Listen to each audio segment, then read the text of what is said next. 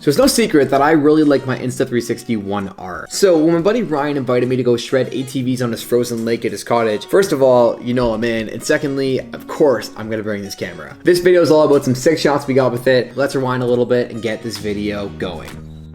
So a couple days ago, I packed up my camera gear and hopped in the car for the 5-hour road trip up to Ryan's cottage. It was nighttime when we showed up, we made a fire, had a drink or two, and then prepped for the next morning. Jumping right into it, we immediately hopped on the quads and plowed a course in the snow to set up for some time trials. So we got a fun day planned for you guys today. We're out on a frozen lake. I got my Insta360, Ryan and Danny with the four-wheeler. Let's have some fun. Now Ryan didn't want this part making it into the video, but on his own lake, on his own machine, I beat him in the time trials. First lap of the day, buddy. Brutal. On your own lake, on your own equipment.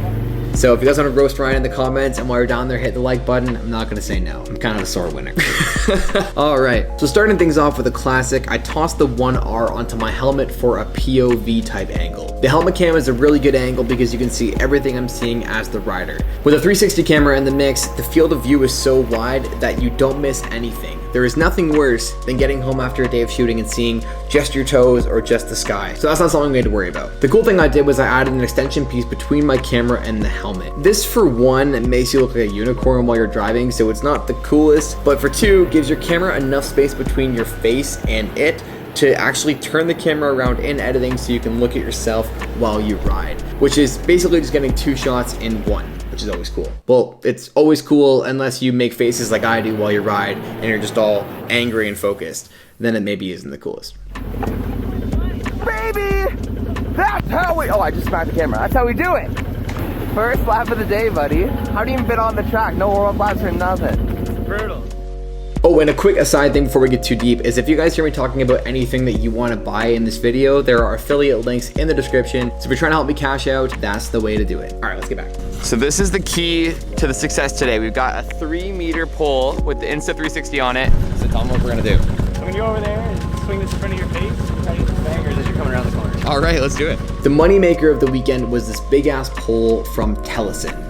It's a 10-foot carbon fiber extendable pole, which when paired with the One R gives you a crazy perspective. This angle was crazy because you can hold the pole way out and get angles of people in front of them or behind them as they drive. And naturally, the next thing to try was to hold the pole as we were ripping around. This was awesome because we could get a drone-like follow cam shot as we were riding around. How's that? Hurts my forearm, but That's so big, dude. But as you could have probably guessed, it's kind of hard to hold a super long pole as you rip around on an 800-pound ATV, and that got us thinking.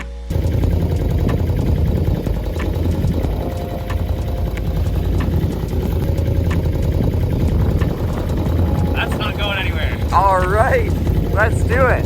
Strapping the pole to the back of the ATV, shout out Ryan for the idea, allowed us to not worry about the pole and actually drive the ATV as it was intended. You're not trying to hold on to it and worry about where it's bouncing and aiming. You're just ripping along, and in my case, you're just destroying Ryan's lap times. He's gonna hate this.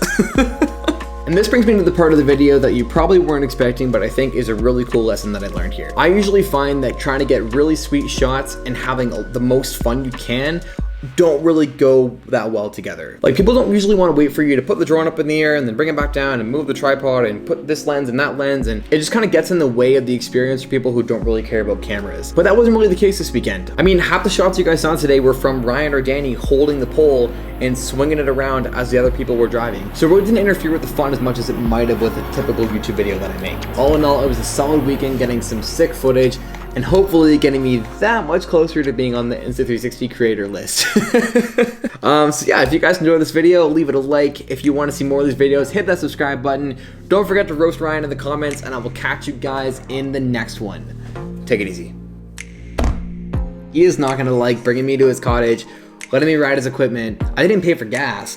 And then in the YouTube video, just getting wrecked by a bunch of strangers. So yeah, I hope you guys give him some trouble down there. I'm looking forward to seeing what you guys have to say. That's it. Catch you guys in the next one. See ya.